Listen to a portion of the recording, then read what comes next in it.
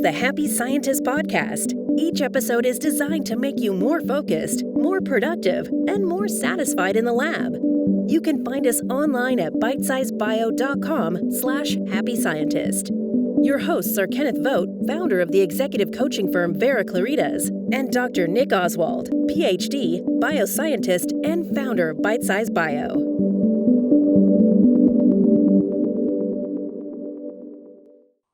Hello, this is Nick Oswald welcoming you to this Bitesize Bio webinar, which today is a live episode of the Happy Scientist Podcast. If you want to become a happier, healthier, and more productive scientist, you're in the right place. With me, as always, is Mr. Kenneth Vogt. And in these sessions, we will hear from Ken mostly on principles that will help shape you for a happier and a more successful career. And along the way, I'll pitch in with points from my personal experience as a scientist and from working with Ken myself. If you have any questions along the way, put them into the questions box on the side of your screen, and I will put them to Ken. Today, we will be covering how to effectively wield your ambition. Over to you, Ken. All right.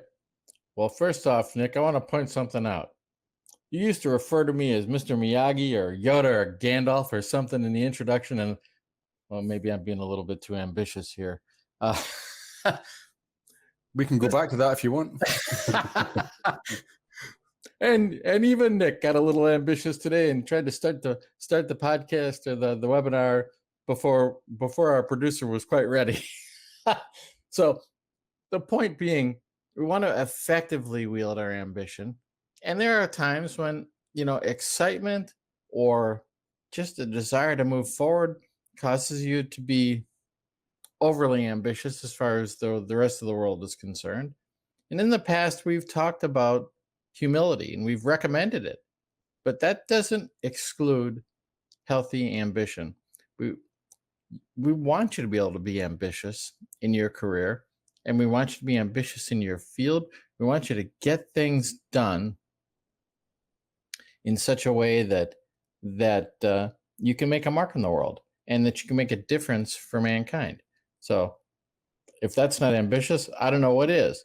So we're going to unpack ambition and recognize that ambition is kind of like dynamite. It's extremely useful. It's very powerful, but it's also potentially dangerous. And so we want to make sure that we have a grip on it. So I want to start off then. Let's talk about the dangers of ambition. Now, I'm sure that working in labs, almost everybody's seen a material safety data sheet. Even I've seen them. I mean, there's some stuff you have to be careful with for various reasons. And sometimes you look at that MSDS and it's almost silly. It's like, really, I had to be told that. It's just, it's obvious, or it's so inconsequential that it doesn't matter. But sometimes when it comes to your ambition in your career or in your present position, you've got to pay attention to, well, is my ambition jeopardizing my relationships? For instance, if you appear so competitive that others are put off by that or are intimidated by that, even, that can be a danger. Naked ambition is a powerful characteristic, but it can, because of that, become overpowering. And whether it's overpowering for you or for your colleagues, it can show up in many ways for you. You can actually find your own ambition to be intimidating, because you may find that sometimes you act out of ambition and you regret the actions you took. It's like, I should have thought about that first, or I shouldn't have been so excitable. I should have waited for a better moment. So those are things that you have to watch for if you're going to be effective with your ambition. Sometimes it has to do with the environment that you're in. There are particular places, it could be your lab, it could be your industry, it could be your academic institution, could be your company, where ambition is really looked down upon, or at least certain kinds of ambition. You need to be aware of the environment. What can I do that is where ambition is going to at least not hurt me and hopefully do me some good. And I would make the argument that it's not even worth it if it's not doing you some good, even if it isn't hurting you. Why? It takes energy. So, you want to think about that. You can actually risk or even harm your reputation with ambition if you're using it inappropriately. There is a time for everything under the sun, as Solomon said. And we want to make sure that we use our ambition at times when it's appropriate. If you're in an environment where teamwork is extremely important, you got to be careful about when you show ambition, because the outcome needs to be best for the team. If you're ambitious for the team, that actually can be a better way of approaching it than just being ambitious for yourself individually. But even in that kind of environment, if you're in an environment where you have to work with multiple teams, there still has to be an overall organizational connection there that isn't just about your team. It's not just about, my department. So those are all some dangers that we have to consider when we're going to use ambition. But ambition is still, it's so tasty. It just has that siren song, that call to you. And well, there's a reason for that, right? There's an upside to ambition. So here I've been putting it down all the way through this and playing games with y'all, but let's face it. There's good things that come from being ambitious. When you get visibility, your opportunities increase. It could be directly impacting your career, but it could just be about getting a better assignment, getting to do things that really interest you. So ambition allows you to be noticed when those assignments are being made. So we do want to make some noise sometimes so that we are noticed by the powers that be, and also so that we're noticed among our peers. There's nothing inherently wrong with being competitive. If you're competing for the purpose of, let's call it greatness, if you're just competing to win, just out of selfish desire, that's nothing to particularly write home about. But if you want to reach higher levels, if you want to expand yourself, you want to expand your group, you want to expand your industry, you want to take it to new places, you want to make new positive impacts, visibility will really help with that. Now, once you're visible, you only want to be visible when you have a good reputation. If you're visible with a bad reputation, it doesn't help you much. So again, ambition helps you to hone your reputation. It helps you to start to realize there are things that will make me look better in the world, and there are things that won't. So it allows you, it causes you to focus on your reputation and to think about it and to give it proper consideration. Yeah, I'm sure some people that couldn't care less what anybody thinks about them. And I'm not even knocking that, but it does impact their opportunities in the future. And if they're also ambitious but don't care what anybody thinks, boy, they better be wicked smart. They better have evidence that they're worth putting up with. For most of us, though, especially if you're working in a group of smart people, they're all smart. So you being smart isn't so special. So that's not a reason for them to put up with you being quirky, right? And in many cases, the quirks that we would prefer to have are they're just not all that worth it. It's like, yeah, it would be nice, but some people like to show up for work in a bathrobe and slippers, but the cost is too high. Another thing that ambition is good for is it can help you build valuable relationships. And that is, other ambitious people They see you and they see, this is somebody I need on my team. This is, or in some cases, this is a star I need to hitch my wagon to. And you can use the support too. So relationships can go in all kinds of directions. They can be peer, they can be subordinates, they can be superiors. If you can get noticed by the right kind of boss, that kind of ambition can really help you, and somebody else can help take you places. Another thing that can happen is your ambition doesn't have to be just about you. It could be about your team, about your group, about your lab. If you're ambitious on behalf of the group, well, the benefits of that ambition tend to splash onto you too. And because it's a bit more, it looks a bit more altruistic, it looks a bit more like it's not so selfish. It puts some rose-colored glasses on things that might look kind of shaky if it was just about you can look better if it's about your group. So it's another effective way of making use of ambition. So I just covered dangers and upsides. So let me let Nick weigh in here and see if he has anything he'd like to add. No, I think that I guess that the only thing that I would say about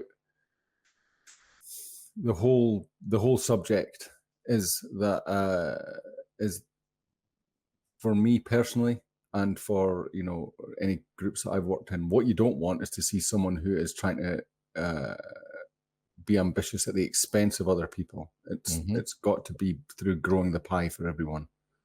Otherwise, you're on thin ice. Yeah. Well, I mean, there probably are moments when it is a zero-sum game, where if you're going to get benefited, somebody else is going to have to be denied that benefit. That's a reality to take note of.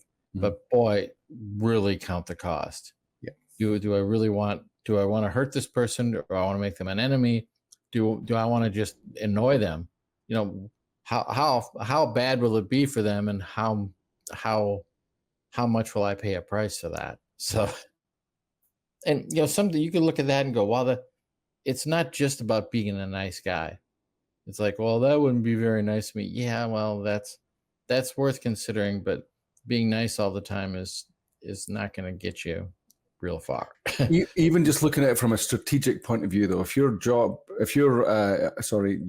looking to be ambitious, if you're looking to reach a goal, is the best strategy to compete, or is the best strategy to look for ways that you can bring other people up with you, or ways that you can just add value to the whole project or company or group or whatever it is, so that you make your own reward, if you like. Yeah, exactly. I mean, the fact is, science is a very collaborative endeavor. So if you want to be a lone wolf, if that's really your leaning, I mean, you can do that, and there are certainly some famous scientists who are that. But the fact is, if you can work with others, it may go easier. Now, I'm not recommending one over the other. If you can make the lone wolf thing work for you, and you're a Nikola Tesla, go for it. But not everybody's got that going for them. So it's worth taking a close look and deciding what's worth it and what isn't.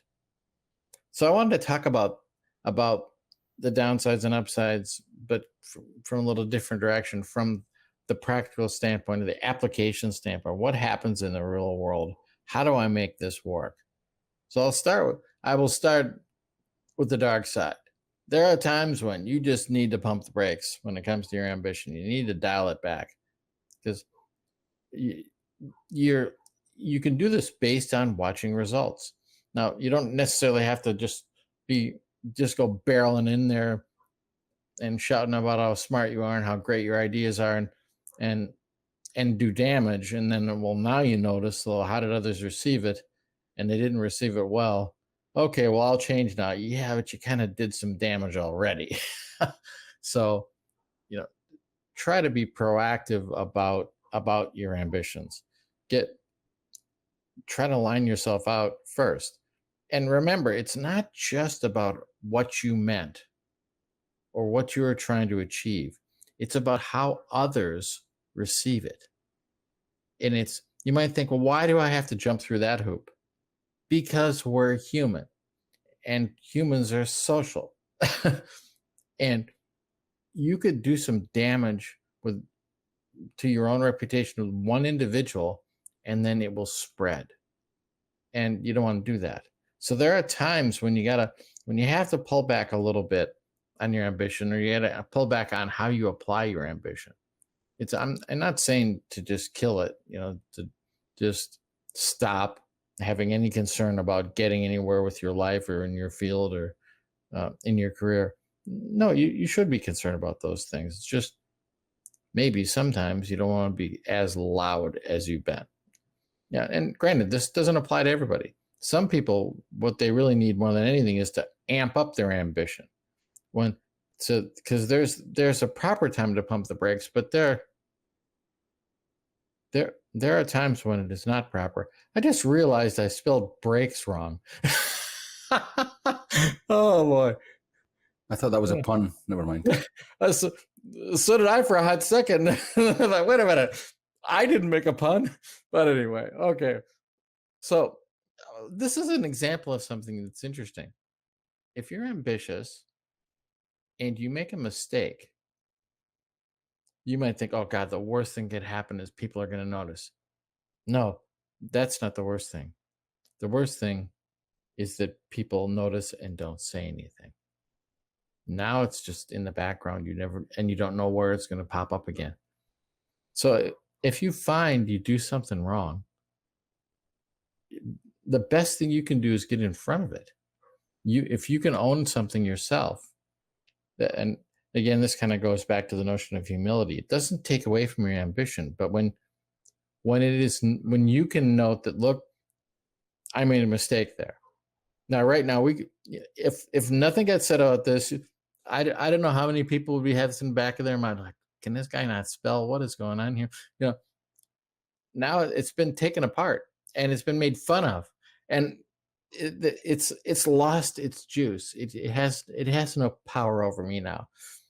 I look at these characters in front of this car here, and like, man, they are trying so hard. It's just over the top, and the car itself, oh my goodness, is that really necessary? So there is a time when you dial back, and the dial back may be situational, like what we've been discussing here, but it could be more general. You may realize this is an environment that is not going to put up with ambition displayed in this way. You can't in this particular environment, you can't be somebody that interrupts at meetings. That will be so frowned upon that you'll never get anywhere, and you could destroy a lot of good you've done for yourself just by that one thing. And you start to realize, okay, there's certain ways. Just because I think what the person who's speaking now is talking about is wrong and is going in the wrong direction doesn't mean I interrupt them. Doesn't mean I start talking over them. So, and again, you're doing it that way not because you're not right. Because if you could use I'm right as an excuse for almost anything, but it's like, how will it be received by others?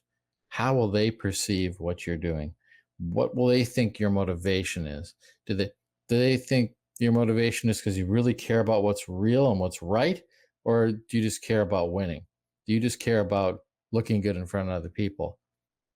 That doesn't help with the goals of your ambition. So let's flip to the positive side. There is a time when you should be turning it up. And so you want to look for what are the right moments to demonstrate my ambition.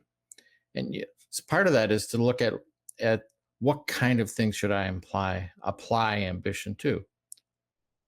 Well, it might be, say there's a certain project milestone that you need to meet. Demonstrating ambition about that is a good thing. And it can inspire confidence in others. Like, we got to make it to the moon. We're going to make it. Having that clear milestone can be helpful in focusing your ambition. Now, there may be times when ambition will absolutely advance your career. And so you might look for opportunities then. Well, if advancing my career is my goal and I'm ambitious about that, how should I do that? Are there speaking opportunities that I could take? Are there projects I could volunteer for? Can I offer to take the lead on certain things, certain initiatives? Those are the ways to make your ambitions function usefully in your career. Now, you may too have goals that, let's call them more professional than career. That is, you want to be well known in your industry. You want to be not just well known, but respected. Well, finish that paper. Get it published. For instance, that's a good use of your ambition, and it can take things forward. And of course, there are people out there that are known for the fact that they have been published many, many times. There are people that have made their whole career out of the fact that they get published a lot. Some people have made their whole career out of the fact that they get on stage a lot. Some people have used it in how they choose where to work and what is the most visible project to work on. And I say where to work. It might be a particular lab, but it might be a particular initiative. And again, you get yourself out in view. And it's being viewed by the people you want to be viewed by. Do you want to be famous with the public? Or do you want to be well known in your industry? Or do you want to be well known at your institution? There's different lenses you could do this through. And granted, you could do more than one if you have that kind of ambition too, but you then take a step back and say, which of these ambitions really helps me? Do you want to be somebody that's going to be on PBS, or does that not matter to you? Do you want to be somebody that is a technical advisor on movies? Yeah, sometimes people want those kind of more, call it, public facing roles. Other times, like, I don't care about what the man on the street thinks about me. What I care about is what the people in my industry, the top of my industry, think of me, and that they think of me at all. That may be the kind of thing that motivates you. And again, I'm not saying any one is better or worse than another. Ambition is going to be it's going to be informed by what it is you really want to make of yourself, whether that's professionally or in your career. So it's up to you. So the first you have to know yourself. Next, you have to know your environment, right? And I will add to this too. You need to know the people that are in your orbit. If there are people that already are achieving what it is you would like to achieve, or are likely to achieve what you are to achieve, well, you want to know what they're about. You want to know what's working for them and what's not working for them. And you may want to find ways you can collaborate with them or be noticed as they're being noticed. So again, I'll take a breath here and ask you about the brakes and the gas, Nick. I guess it's, one thing that's sprung to my mind there is that it's in a way, it's all about your intention, isn't it? Yeah. It's what is your intention, and how does it, how does it fit with with what you actually want, and with what suits the people around you. So that ties in with a lot of what we've been talking about in previous episodes, I guess. Yeah.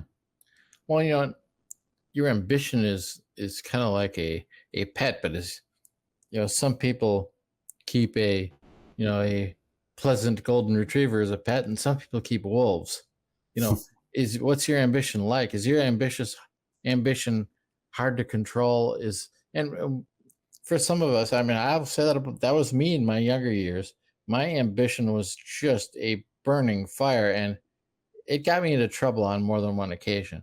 And I deserved to be in trouble for it. It was not well managed. And that matters. I say this about myself now looking back, I don't really know if I could have done it any different. I was young, I was full of adrenaline and caffeine and testosterone. What are you going to do, right? But at some point, yeah, you do have to decide, okay, what's too much and where should I dial this in? The other side of this is some folks need to turn up their ambition. You got to stop telling yourself that you're small or that you don't matter. You have to start actually being ambitious effectively, and don't do what the naturally ambitious people do automatically, because it will look fake. Do what feels good for you. And sometimes that's just taking one step further than you have before. It means raising your hand in that meeting and speaking. It means getting your name added to a paper, being part of it. And it's not, I recognize that getting your name on a paper is not necessarily an easy thing. And in fact, being the most junior person might mean you do the most work. But if that's the price you pay, do it, because everybody started off junior, so you don't start off senior. And I'll grant you that some people have some easier ends than others, but science, one thing that's good about it is it's a meritocracy, more than a lot of other places. So you probably can't get to the top of science without actually being good at it. Maybe there are some shortcuts for some folks, but they can get found out rather quickly too. So, you don't really want a shortcut. You want your ambition to be effective.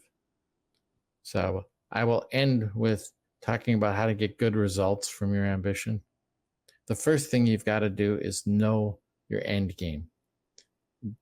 You don't want to be ambitious just for ambition's sake. You want to be ambitious to get something of value, to achieve something worthwhile. And, this could be something, it could be something that is quite self-serving, but in a non-harmful way. Advancing your career is not a bad thing. Advancing in your profession, not a bad thing. But advancing so as to help mankind, okay, that's a great thing, right? But whatever it is, you've got to know what it is for you, and don't tell yourself that I can only have ambitions about things that are gonna solve world peace, right? Don't set the bar impossibly high for yourself. There's plenty of worthwhile things that I'm going to be ambitious about being better organized so that I can be home in time to have dinner with my kids. That is not a bad ambition. In fact, it's a rather worthy ambition. Now, granted, some ambitions would be more properly called lofty. Well, if you're going to have lofty ambitions, remember you're going to have to work hard for that. So ambition itself won't be enough. You got to pay the rest of the cost too. The next thing about getting good results from your ambition is to periodically just check yourself. Is this working for me? Is my approach right now getting the results I'm hoping for? Am I getting noticed like I was hoping for? Am I getting attention like I was hoping for? Am I getting opportunities like I was hoping for? Just make sure that your ambition is not just a waste of energy. Make it count for something. And then finally, get feedback. You can check yourself, but sometimes an outside view can be very informative. Ask somebody who is trustworthy what they think of how you're approaching things. How would they see you do it? Would they have you do more of what you're doing? Would they have you do less? Would you have you doing something different? The idea too is if you can find people that are trustworthy but have a different a different perspective than you do can be extremely helpful, because they can see things perhaps that are blind spots for you, just as you might for them. And, it could be a situation where being reciprocal about this kind of thing is the way to do it. And again, this is a collaboration type of effort. But whether you're getting feedback from yourself or from others, make sure you get feedback. All right. Anything else you'd like to add there, Nick? No, I think that was quite an interesting approach, actually. I guess I would mostly, or get interesting perspective. I think that mostly I think about that as not gassing your ambition too much, but the idea of that you're, hiding your light under a bushel, as it were, is equally important to keep your eye on. So it's all about balance, as usual, something in the middle. Well, I mean, there are moments when you should just pull out all the stops, and then there are moments when you should shut up. And that's where the real skill of this comes in. Is when we start to get good at recognize when are the opportunities and when is it time to be patient. That's a good way to look at it. Okay, so at that point, I think we'll thank you again, Ken, for being ambitious in delivering that to us. And thanks to everyone for listening today and on demand. If you enjoyed this, please let your friends know about this podcast. Subscribe to us in either by signing up for Bitesize Bio. You can find that on the homepage, the link for that, or signing up on your subscribing rather on your favorite podcast platform. So until next time, good luck in your research and goodbye from all of us at Bitesize Bio, including Mr. Miyagi. Bye, everybody. Bye. The Happy Scientist is brought to you by Bitesize Bio, your mentor in the lab. Bitesize Bio features thousands of articles and webinars contributed by hundreds of PhD scientists and scientific companies who freely offer their hard-won wisdom and solutions to the Bitesize Bio community.